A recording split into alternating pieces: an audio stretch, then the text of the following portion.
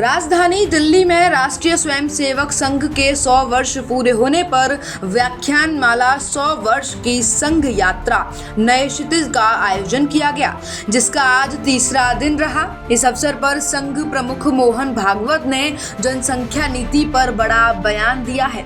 Press conference में उन्होंने कहा कि देश में हम दो हमारे दो की नीति होनी चाहिए।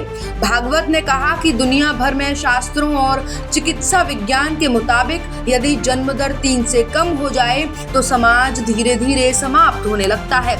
उन्होंने जोर देकर कहा कि 3 बच्चों की संख्या में न केवल समाज का संतुलन बना रहता है, बल्कि माता पिता का मानसिक और शारीरिक स्वास्थ्य भी बेहतर रहता है। साथ ही बच्चों के बीच ईगो मैनेजमेंट, साझेदारी और समझदारी भी विकसित रहती है। देश का औसत प्रजनन दर अभी 2.1 है, लेकिन गणितीय औसत और मानवीय सामाजिक जरूरतों में फर्क होता है। असल में 2.1 का अर्थ है 3 बच्चे। भारत के हर नागरिक को सोचना चाहिए कि उसके घर में कम से कम 3 बच्चे हों, लेकिन खर्च का ध्यान भी रखना चाहिए ताकि 3 से आगे ना बढ़े।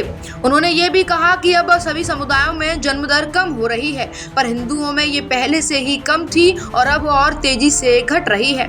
ऐसे में 3 से कम ना हो, इसके लिए नई पीढ़ी को जागरूक करना होगा और जिनके हाथ में नीति निर्माण की ताकत है, उन्हें इस दिशा में कदम उठाने चाहिए।